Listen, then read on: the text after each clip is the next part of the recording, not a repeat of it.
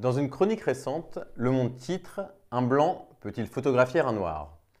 Et Le Monde se propose de questionner la notion d'appropriation culturelle à l'occasion de l'exposition de l'excellent photographe américain Gregory Halpern à la Fondation Cartier-Bresson. L'exposition devait d'abord se tenir au musée d'Art moderne de San Francisco, mais en raison de la crise sanitaire, c'est en France qu'elle débute.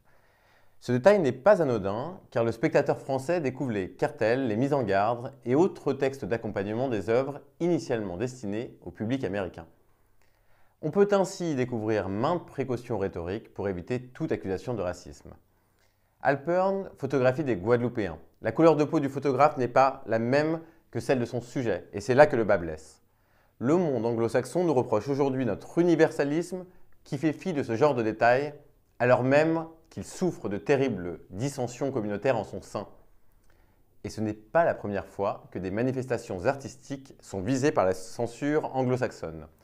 On se souviendra des pressions à l'encontre des représentations jugées trop concupissantes d'adolescentes polynésiennes par Gauguin, dans Les Contes barbares par exemple, des mêmes protestations parfois violentes contre l'œuvre intitulée Open Casket de la photographe américaine Dana Schutz lors de son accrochage au Whitney Museum en 2017, tableau représentant la mort dramatique du jeune garçon noir Emmett Till par balle, contestation au motif que l'art contemporain d'une femme non noire serait une manifestation de son suprémacisme. Ou, plus récemment encore, du procès moral au sujet du regard blanc sur le mouvement Black Lives Matter du photographe Montgomery dans Vanity Fair. Notre humanisme français est colorblind, c'est-à-dire aveugle à toute considération raciale, et c'est bien là notre salut. Cela ne veut pas dire que le racisme n'existe pas. Cela signifie qu'il n'est pas un système organisé, comme d'aucuns voudraient le laisser penser. L'appropriation culturelle est l'instrument des nouvelles inquisitions et des revendications victimaires les plus radicales.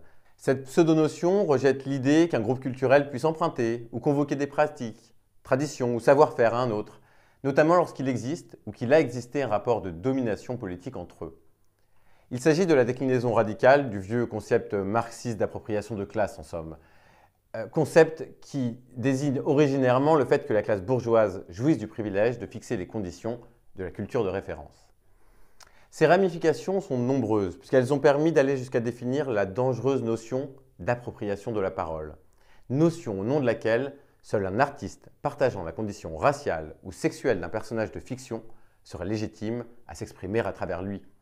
C'est à ce titre que l'on a reproché à Catherine Bigelow d'avoir mis en scène des personnages noirs dans le magnifique long-métrage Détroit, que Scarlett Johansson a dû renoncer à incarner un rôle de transgenre, que l'on a empêché à la Sorbonne la représentation des suppliantes, au motif que le chœur était grimé, ou que la censure a tenté de s'abattre sur la pièce de théâtre Kanata d'Aran-Nouchkine parce qu'elle relatait l'histoire d'Amérindiens sans que les acteurs ne partagent ses origines.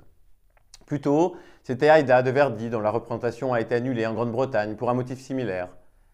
Dans ses satires, Juvénal disait « La censure préserve les corbeaux et s'acharne sur les colombes.